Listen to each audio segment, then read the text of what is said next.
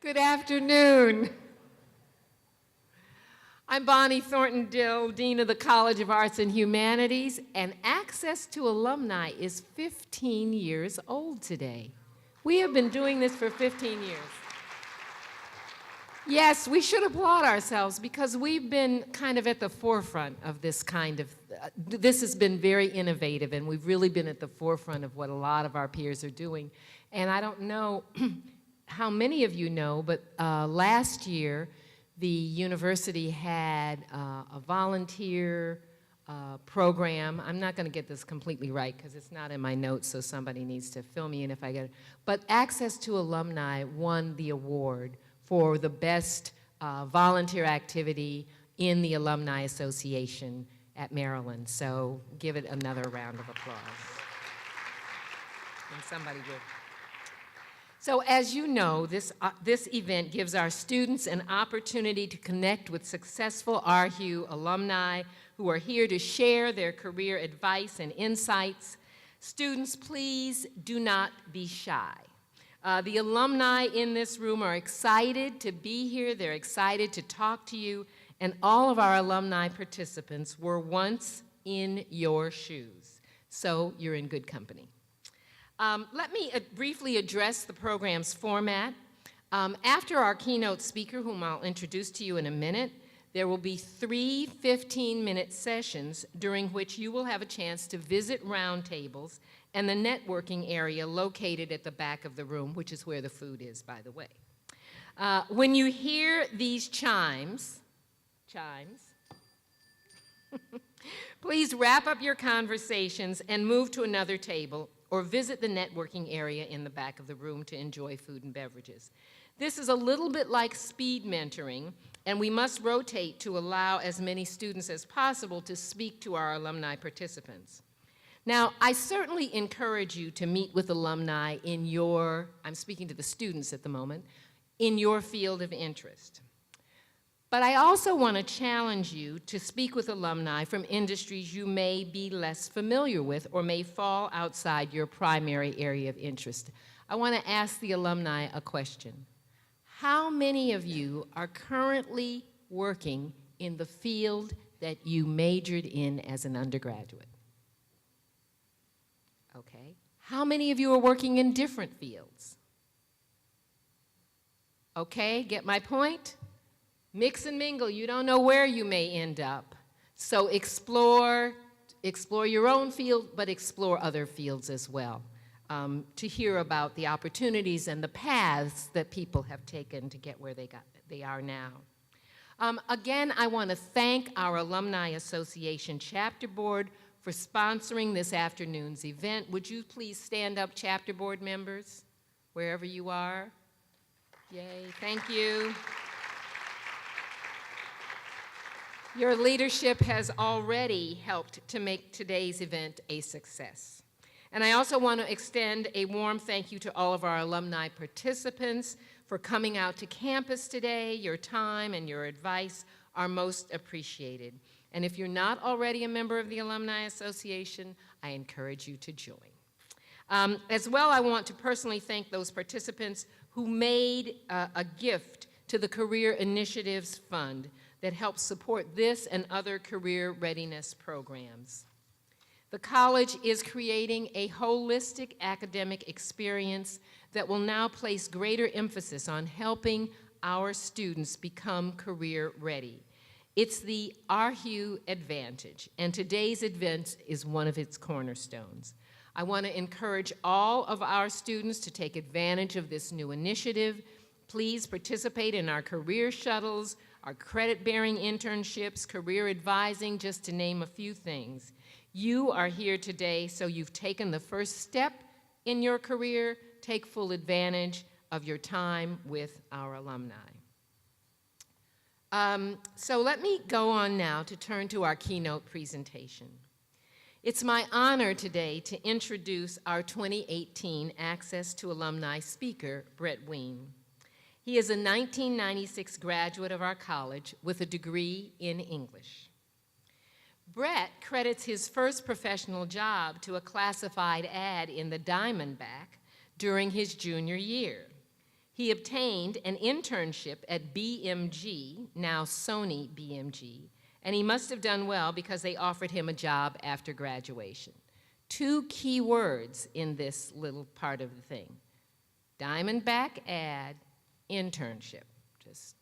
Just want to emphasize those things as important on his path and hopefully on yours. Brett then moved from the music business to the fashion world to the tech industry. He landed at one of the internet's first search engines, Ask Jeeves. I'm sure some alums may remember that, although students may not have any idea. And he had a front seat view as the tech industry bubble burst in 2001. Brett survived with some luck from a position at Overture, which was then bought by Yahoo, which is now owned by Verizon. Are you following all of this? In 2009, Brett was recruited to join a startup company some of you may be familiar with, named Facebook. I'm sure he'll have a few stories to tell. I'm sure he has a lot of stories to tell. I don't know how many he'll have time to tell here, but I'm sure he'll say a few things about that. And then finally, 3 years ago, he joined another company I know you're familiar with, Snapchat. Brett now leads a sales team promoting the value of Snapchat to Fortune 100 brands and advertising agencies. He told me that the years he spent here on campus were some of the most important to shaping his career. Brett currently lives in Connecticut with his wife, Kyra, and their 4 children. Given Brett's current company, we thought it would be fitting to create a Snapchat geo-filter for today's event. So this is your chance to post a Snapchat of someone who works at Snapchat talking about Snapchat. So please join me in welcoming Brett Wein. All right, you get a New Yorker with a microphone, so this is going to be fun. I may go off script a little bit, but then I'm going to come back to scripts. Just that's the way I work, so I apologize in advance. It's been 20 years since I've been on campus. It's crazy to me that 20 years has gone by. I got lost coming here. I asked 3 people for directions, and they all had headphones in and walked right by me. That's new. That was not what Maryland was about when I was here, so I advise you to take your headphones out once in a while. Okay, let's dig in. I'm standing here with the wonderful ability to look backwards at my life. Most people in this room, at least the students, don't have the ability yet to look backwards at what happened in their life to get them to where they are today. My hope is that over the next 20 minutes or so, you'll learn some valuable lessons, maybe smile a little bit, maybe laugh at me a little bit. But at the end of the day, I hope you realize that from a professional standpoint, it's never a straight line. In fact, some people say it's a corporate ladder. I actually say it's a jungle gym. And everybody falls off the jungle gym once in a while. And it's up to everybody's gut and determination and grit to kind of pick yourself back up and get back on that jungle gym. Nobody's going to do it for you. Okay. Let me dive into how a kid that had very little direction coming out of this university ended up working for some of the most transformational companies this world has ever seen. I'm going to use music as my muse, if that's okay, because it's still a very important part of my life. Let me do one more. There we go. I came to the University of Maryland on a whim. I had a full ride to the University of Massachusetts Amherst, which I turned down, mainly because I was dating a girl in my hometown of Philadelphia, and the math was pretty straightforward. Amherst was 4 hours away, Maryland was 2 hours away. Plus, I had the added benefit of my best friend was here. Fast forward to my sophomore year, my girlfriend and I had broken up, my friend had transferred out, but I found myself at Maryland having a blast. I didn't have a major, but I was finding my sweet spot both on campus and off campus. During my time here, I overlapped with this gentleman, Sergey Brin. We weren't friends, nor do we swim in the same circles. Instead, I ended up on fraternity row. Number 5 fraternity row, who eventually got kicked off my junior year. We'll save that story for another time. There, I'm going to read this verbatim because I think it's important. I met many lunatics, cheats, and snakes that I am lucky enough to call my friends today. They were wild times. We had a blast, and I wouldn't give them up for anything. It was there, as Bonnie had mentioned, that I saw a small advertisement in the back of the Diamondback for an internship at Bertelsmann Music Group, now Sony BMG. Thankfully, I got the job. And it was a dream job for me. I literally had the best job any college kid could ask for. This was a time before Napster, a time before Spotify, a time before the iPhone. Music was my passion. Every day and every night I got up and I pinched myself because I was so lucky. I was backstage with every major artist and every major band of the time. The doorman at the Black Cat and 930 Club knew my first name, which I thought was pretty cool. And I was king, or at least I felt like a king. At the time of my graduation, my boss at the time called me and said, "Are you interested in moving to New York and working for me in New York City?" And unfortunately, at the time, I was dating somebody who said, "I don't want to move to New York." So I stayed in DC. It always comes back to the women. They always... and they gave me a job in DC working in the mailroom. I was making $18,500 a year in 1996, living in Adams Morgan in a very small studio apartment, but I was having a blast. I could barely afford my expenses. I took a side job at Madam's Organ as a bartender in DC, and after 6 months of doing that, BMG decided to promote me. They promoted me, and luck behold, they moved me back to my hometown of Philadelphia, where I fell into what they call a field marketing position. I was responsible for working with all the record stores, which don't exist anymore, all the artists that were coming to town, just to make sure that they were marketed in the actual city itself. It was fun, but I found myself living paycheck to paycheck, and it just wasn't fun anymore on that regard. So, with mounting debt, a family friend came up to me and said, "Are you interested in getting into sales?" And I said, "Sure, what do I have to lose?" My girlfriend was in DC at the time. I was living in Philadelphia. They said, "If you want this job, you're going to have to move to California." So with that, I moved in 1997. I moved out to Venice Beach, California, where I lived the life of a surf bum. I lived in Venice Beach. I had many friends who were struggling actors and actresses, writers. I was young, I was hungry, I was happy again, and I was in the fashion business. Now, I like to that's my little white lie about my history. It wasn't really the fashion business, so to speak. It was the textile business. And the textile business is not nearly as glamorous as the music business was for me, but I learned a lot. And I learned from a guy named Larry. The company that I worked for had a small sales office in downtown Los Angeles before it was gentrified. And it was me and Larry. Larry smoked like a chimney, he could talk a dog off a meat truck, and he sold. He was always selling. I didn't look up to Larry in any way, shape, or form. In fact, he agitated the hell out of me. But I learned a lot from him. I learned a lot about persistence, I learned a lot about not taking things personally, and I learned about the value of winning a sale.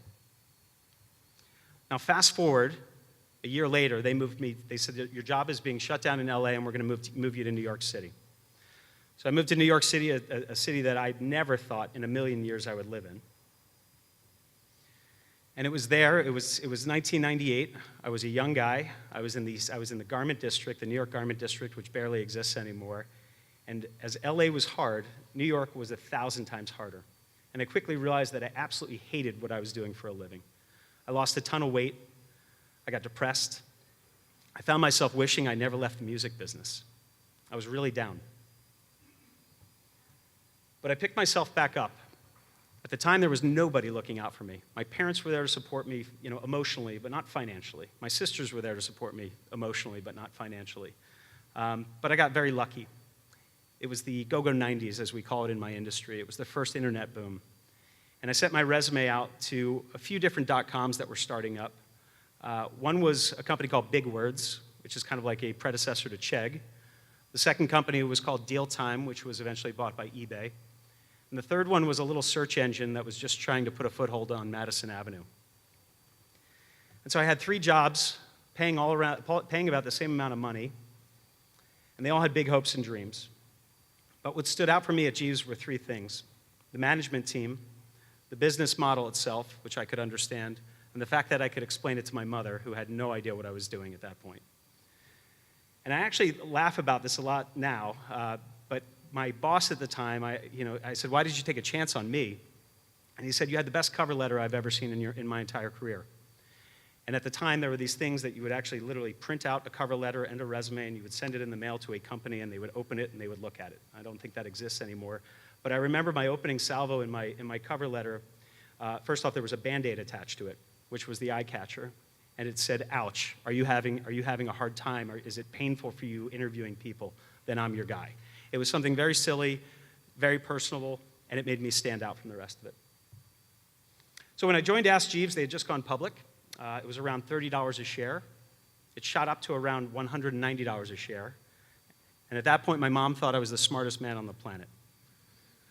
I was king again. Until I wasn't. This wonderful chart represents 2001.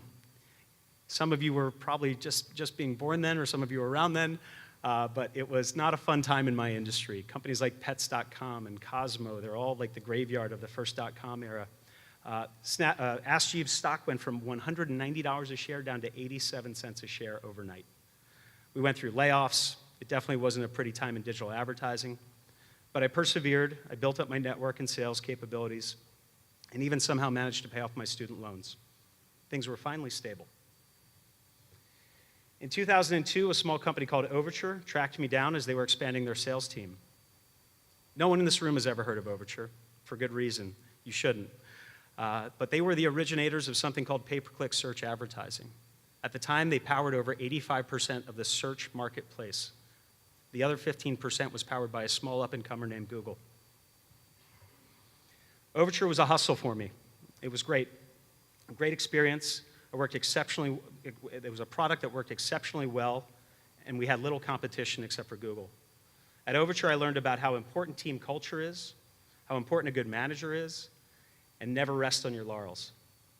I eventually was promoted to a manager for a small sales team and was hitting my stride. My network was growing, my abilities as a salesman and manager were growing, and I got married. I was king again. In late 2003, Yahoo bought Overture. It was a good thing. Google was growing exponentially, and the Overture startup mentality wasn't going to work for that much longer. Overture was rebranded as Yahoo Search, and Yahoo did what they did, and they messed things up, and they kept the Yahoo Search team separate from the Yahoo Display team until they realized they had competing sales teams in the marketplace, and eventually they collapsed us into one team. And they gave me keys to the kingdom. They let me run the Yahoo Entertainment business and the Yahoo Travel business, two massive components of Yahoo at the time. I had a big team. We were generating hundreds of millions of dollars in revenue. I got married during that time period. I had 2 kids. I bought a house.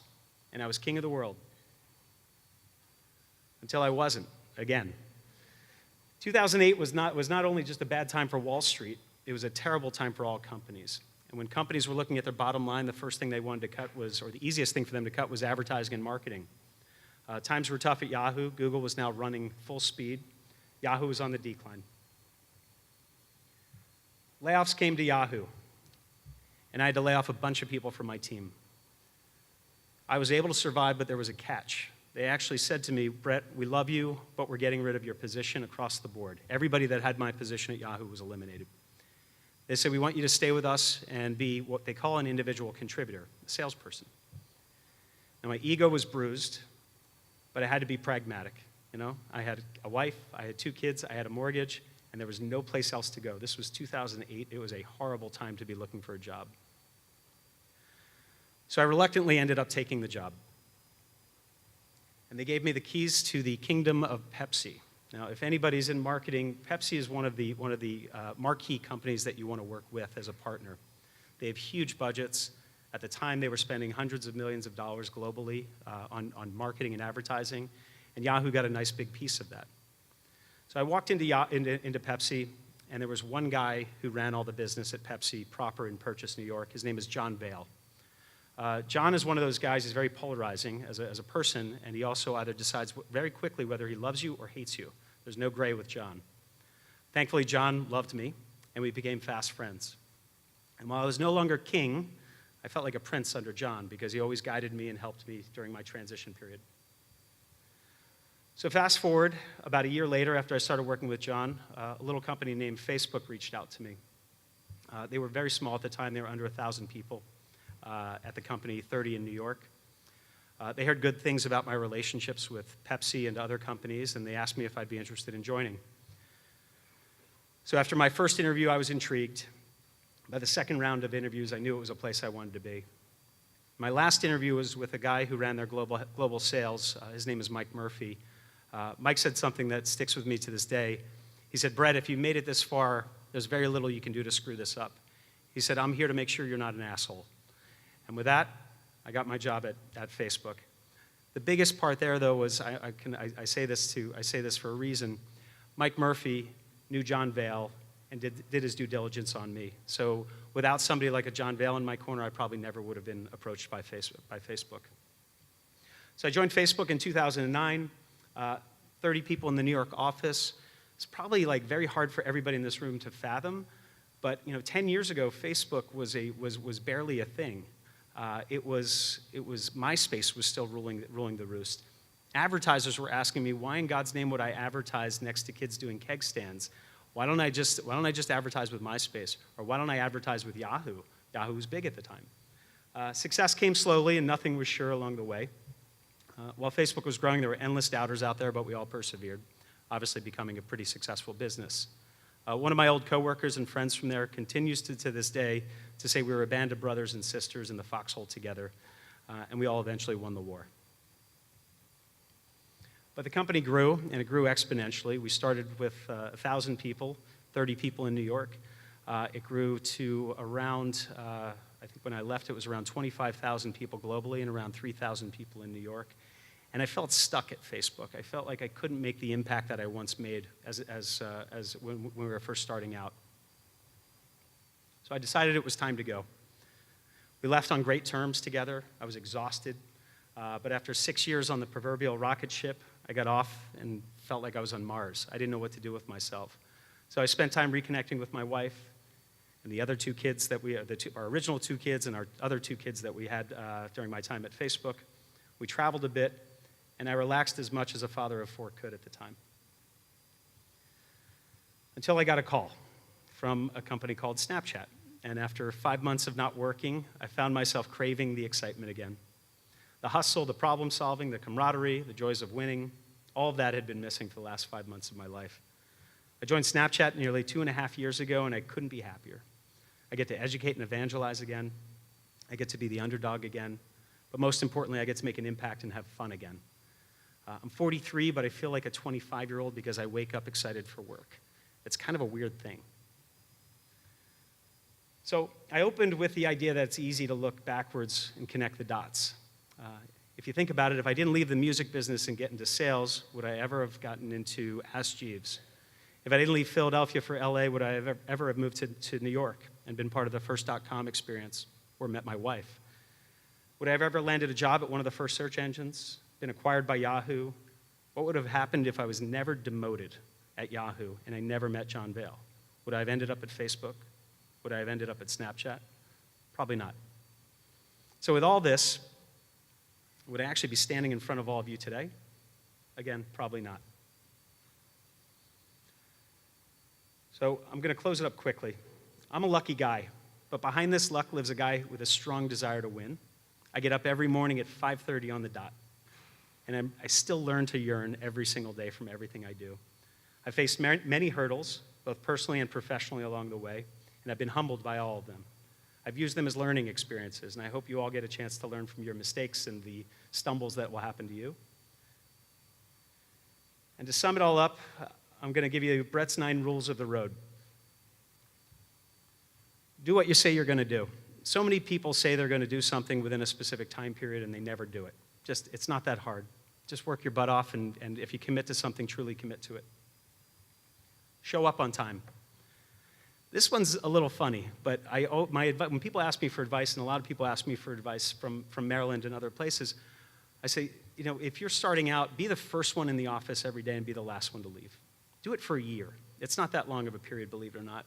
And everybody says, well, nobody's going to notice. But I guarantee, and I can speak from experience, when I walk into my office early in the morning and I see somebody, a junior person, sitting there first thing in the morning with me, it gets me excited. And when I leave at 8 o'clock at night and I still see that same person sitting there, I'm equally as pumped up. I know that person's working hard, and I know they really want to be there. Be curious and persistent. So many times people are given a job and they think that's what they have to do, and they can't break the boundaries. I'm not saying on day one to start saying that you can do what the president does or the vice president does, or kind of look around you and say, I could do this job. But always just be curious about what other people are doing. You're going to find yourself in little cliques at lunchtime where you're going out with the same people for lunch, or spending time with the same people. Break that up a little bit, and just be curious about what other people in your company end up doing. Be a great teammate and have a great sense of humor. we have a small DC office, and I was there for the first time yesterday, and I was talking to a woman who used to be in New York, and she said, Brett, I always knew you were going to end up in this role when you started at Snapchat. And I said, why is that? She goes, you were always friendly, and you always had a good sense of humor, and you always brought passion to everything you did. So just be a great teammate and have a great sense of humor. Embrace and apply feedback. This one's hard. I've had some great bosses over the year give me some really, really hard constructive criticism. And in my early career, I just kind of said, they don't know what they're talking about. I'm the smartest man on the planet. But in the last, I would say the last 10 years of my career, I've started to actually listen to that feedback and apply that feedback, and it's made me a better person. So please just listen to any kind of criticism, whether it's good or bad, it's going to help you. Take tasks outside of your job description. I kind of touched on that, so I won't bore you on that one. Be proactive, not reactive. So I think today so many people are just given a situation or put in a situation where they just do their job.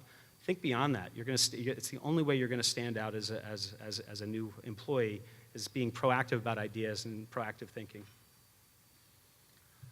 Last but not least, I think it's last but not least, don't complain. I've been around some people that have been cancers in an office, and they complain all the time, or they talk about people behind their back, and they play the politics. It sets them up for failure, and it creates a really bad culture. So don't be a complainer. Be solutions-oriented. I knew there was one more. Make yourself invaluable. This is not hard to do. If you become part of a company, become part of that company. You're going to be spending 10 hours a day, 12 hours a day there. This is going to be your life, for better or for worse. And you kind of want to make it for better. So if you can make yourself invaluable to the company, whereas if you were to walk out the door, there would be a big difference in the company culture, you're doing the right thing. So make sure that you make yourself invaluable. Oh, that was the last one. Love what you do. That's the one I added. Everybody here has a chance to either just go the easy path and just take a job for a lot of money, but trust me, you won't be happy. I live in a town in Connecticut, which is probably about 80% finance guys, and most of them are miserable.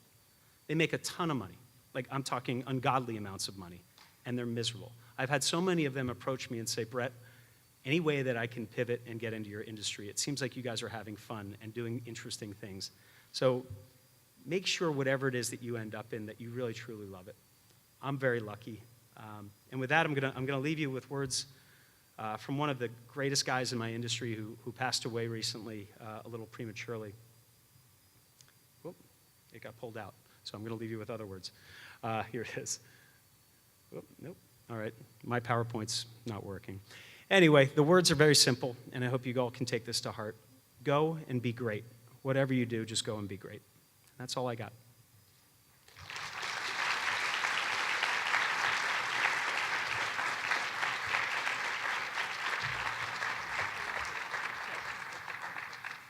So we have a little bit of time for questions, and you can see that there's some mics in the middle of the room, so if you'd like to ask a question, why don't you come to the mic? And to help you so that you don't have to be the first person, I'll ask the first question. And then somebody else can get up and ask the second or the third.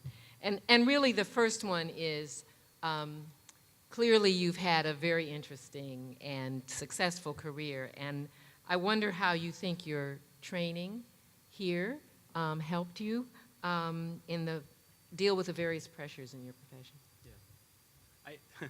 It's funny, I actually look at being an English grad as a massive value to my career, and I'm not just saying that because Bonnie's behind me, but I mean that. We're in the day of constant communication, and I see emails come through with spelling mistakes that just kind of make me cringe all the time. I mean this. And even with texting and snapping and messaging, I yell at my wife whenever she writes "you are" instead of "your." There are little things like that that just really can stand out, and it's helped me from a professional standpoint to basically synthesize thoughts at times where I see run-on sentences and massive errors with paragraph structure, and believe it or not, I learned that here. So. Other questions?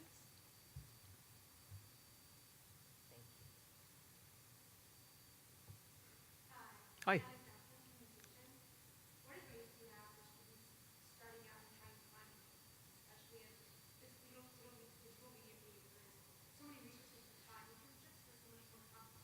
Yeah. So there's two things you can do, and probably more than two. One is you have a pretty good network here, meaning I have people reach out to me on LinkedIn all the time, and I always say I'm happy to help. Why? It's easy. It's just, I can either see if there's an internship within an organization that I have or that I'm working at or some of my friends' businesses. Everybody's always looking for help. The second part is don't discount your family and your friends' network as well. I'm very fortunate in terms of where I live, where it's a pretty small community and we all know each other. And a friend of mine called me out of the blue and said, Brett, are you guys hiring any high school students to do what they call a shadow program at Snapchat? And I said, I don't know, let me check. And I checked, and sure enough, we had a shadow program. So it's very simple just to use either your college network or your friends and family network to dig in. But just know, like, there is competition out there. So you're gonna have to make yourself stand out somehow. But internships to me, without my internship at BMG, I don't know what I would have done. I keep saying to my wife when our kids are in college, probably around their junior year, I would say, let's make sure that they have internships somewhere. Thank you. You're welcome.